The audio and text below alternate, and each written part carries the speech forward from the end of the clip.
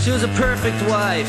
Betty Crocker, den mother, massive breeder of 7 children, manned the cash register at the family hardware store, good Catholic, church organist, bake sale wizard extraordinaire, a small, plump, quiet, understated, almost invisible 60-year-old grandmother in Shandank, New York. Population 7,683.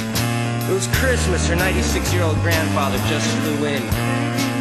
It was a big family get-together, a reunion. So she started cooking early. The butterball, the peas, the carrots. She bought him this $40 necktie. The family came, they ate, they screamed, they laughed, the children running wet.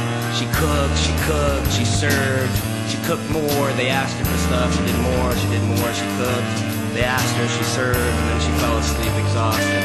The next morning, only the old man was up.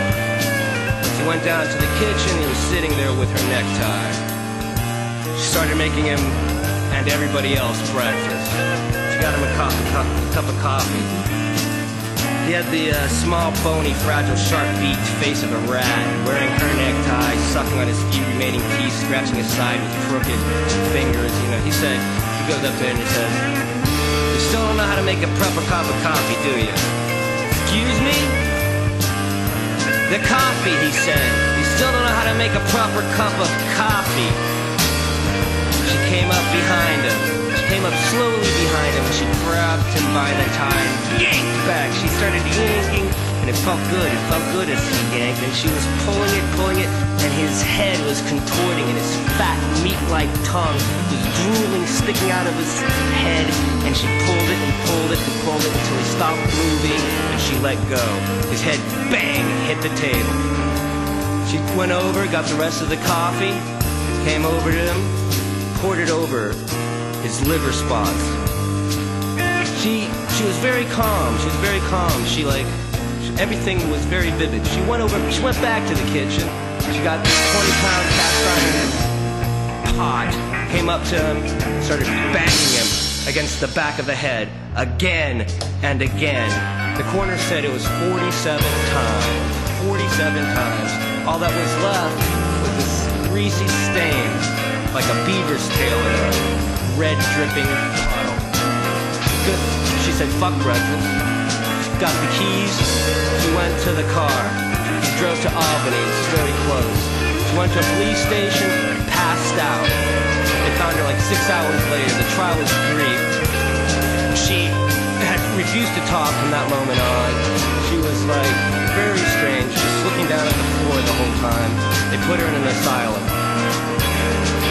For 2 months, she maintained the silence. And finally her children came to visit.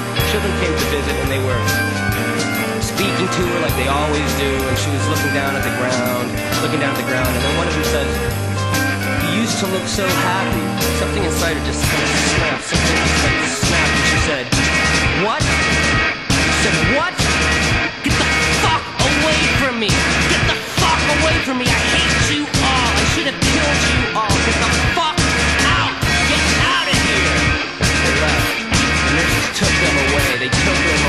They were weeping, but inside of her she felt this awesome satisfaction, this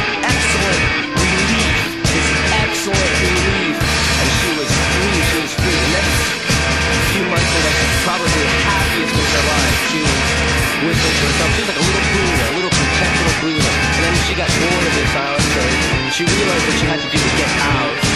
So she became Betty Crocker for the doctors. She wept about it. She had remorse, false remorse. And finally they let her out, in her husband's supervision. They let her out, and first 2 weeks at home, everything was fine. She was like the little slave, doing the dishes, doing the food. Everybody was happy. Oh, what a change. And then after about 2 weeks, they stopped looking after her. They said, "Oh, she's back to normal." She had her break. She grabbed her husband's .38, went into the car, and went off to the local bank. She took off all her clothes, entered the bank, put the gun right to the teller's head, and said, "Give me all your fucking money or I'll blow your fucking head across the wall." The teller was, of course, surprised. The security guard, a fat old man, came running up to her. He shot her. She shot him. I'm sorry. She shot him, and he just fell. He just fell dead. The rest of the people in the bank immediately got into a prone. You know, they were on the floor immediately because people do that in these kind of harsh situations. The teller freaked, started giving her money.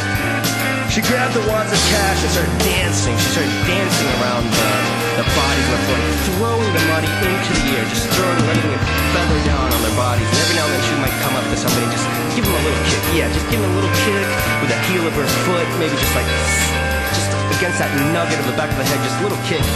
And it made her feel better, made her feel very good. And her dance got more and more erotic as she feathered that money around, as she kicked these squirming, scared people on the floor, and she was grinding her buttocks against the cash machine when the SWAT team finally arrived.